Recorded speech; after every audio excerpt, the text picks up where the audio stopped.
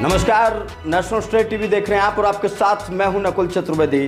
पश्चिमी उत्तर प्रदेश के ऑफिस से इस वक्त मैं लाइव हूं और आज जिनके बारे में हम बात करने जा रहे हैं उन डॉक्टर्स की बात करने जा रहे हैं जिन डॉक्टर्स के ऊपर हमारा आधे से ज़्यादा देश भरोसा करता है। उन डॉक्टर्स का भरोसा अगर टूट रहा है तो इसके पीछे कहीं ना कहीं एक लापरवाही बहुत बड़ी वजह सामने आ रही है और डॉक्टर्स द्वारा धंधा किया जाना बड़े स्तर पर सामने आ रहा है। धंधे की खातिर, पैसा कमाने की खातिर अस्पतालों में डॉक्टर्स के क्लिनिक पर सिर्फ और सिर्फ वसूली हो रही है और वो दवाइयाँ उपलब्ध कराई जा रही हैं जो कहीं ना कहीं आपको बीमार भी कर रही हैं और आपको परेशान भी कर रही हैं और आपका बजट भी बिगाड़ रही हैं। लेकिन आज जिस मुद्दे को मैं उठाने जा रहा हूँ वो एक नवजात शिशु से जुड़ा हुआ मुद्दा है और उसकी डिलीवरी से जुड़ा हुआ मुद्दा है और उसके बाद उसकी मौत के बाद जो सवाल उठ रहे हैं उन तमाम सवालों से जुड़ा हुआ मुद्दा है। मेरठ में एक हॉस्पिटल है भाग्यश्री अस्पताल में एक दंपति अपनी डिलीवरी के लिए पहुंचता है। उस भाग्यश्री अस्पताल में उस बच्चे की डिलीवरी होती है, लेकिन डिलीवरी के बाद जिन मशीनों में बच्चों को रखा जाना है उन मशीनों की कमी बताकर भाग्यश्री अस्पताल से उस दंपति को भेज दिया जाता है दूसरे हॉस्पिटल, और इस दूसरे हॉस्पिटल का नाम है सरस हॉस्पिटल। सरस हॉस्पिटल में इस बच्चे को 48 घंटे रखा जाता है उन मशीनों पर जो बच्चे की ज़िंदगी को बेहतर बनाने में काम करेंगी। और सरस हॉस्पिटल में 48 घंटे बीत जाने के बाद परिजनों को ये कहा जाता है कि अब आपका बच्चा इस धरती पर नहीं रहा। सोचिए उस दंपति पर क्या बीतेगी जो 9 महीने तक अपने बच्चे के इलाज के लिए लगातार डॉक्टरों के पास जा रहा था। सोचिए उस माँ पर क्या बीतेगी जिससे 9 महीने एक बच्चे को अपने पेट में रखा लेकिन डॉक्टरों की लापरवाही के कारण उसकी मौत हो गई। या फिर ये कहा जाए कि डॉक्टरों ने लापरवाही तो की लेकिन परिजनों को बताना ज़रूरी नहीं समझा।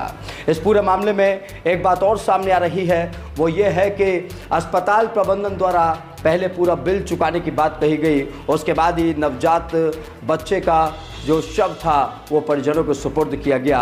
ये तमाम आरोप लगाए जा रहे हैं। सवाल यही है कि भाई यहाँ पर हो क्या रहा है।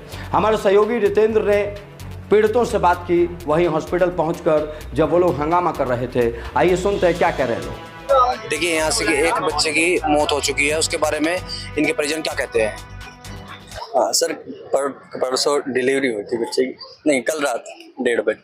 अब उन्होंने इधर भाग्यश्री में उन्होंने वेंटिलेटर के लिए बोला, हम इधर लाए सरस हॉस्पिटल में।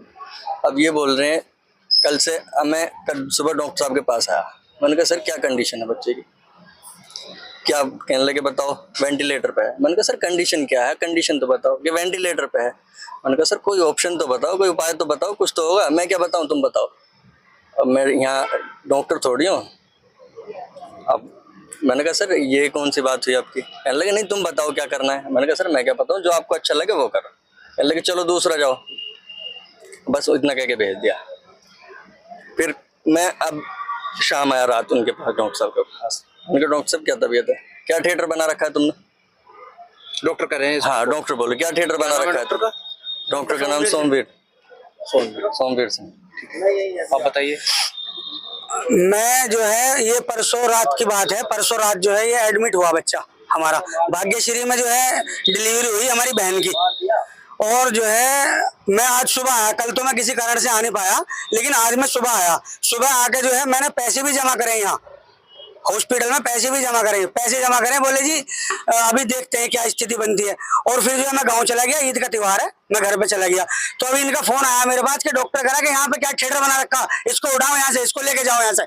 ये कुछ डॉक्टरों के अल्फाज हैं? डॉक्टर कह रहे हैं इसको लेके जाओ यहाँ से। अरे भाई भगवान के बाद तुम्हारा नंबर आ रहा है डॉक्टरों का, है ऊपर वाले के बाद लोग तुम पे इतना कौन भरोसा करेगा डॉक्टरों पे भैया? अच्छा आप क्या चाहते हैं इस विषय में? भैया हम ये चाहते हैं जो है जो हमारे साथ हुआ किसी और के साथ ना हो।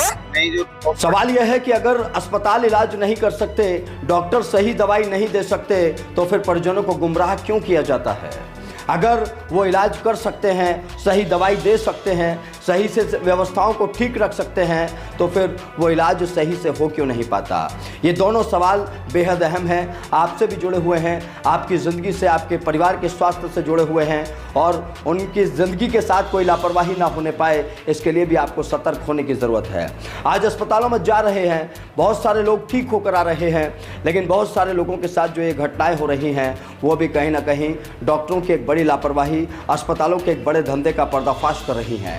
इस पूरे मामले में भाग्यश्री अस्पताल के साथ साथ सरस हॉस्पिटल भी आरोपी है और इन लोगों पर अब क्या कार्रवाई की जाएगी मेरठ प्रशासन के द्वारा, ये भी सवाल बना हुआ है। फिलहाल पीड़ितों ने अपनी गुहार लगानी शुरू की है, वो लगातार अधिकारियों के चक्कर काट रहे हैं और इस मामले में कार्रवाई की उम्मीद लगा रहे हैं।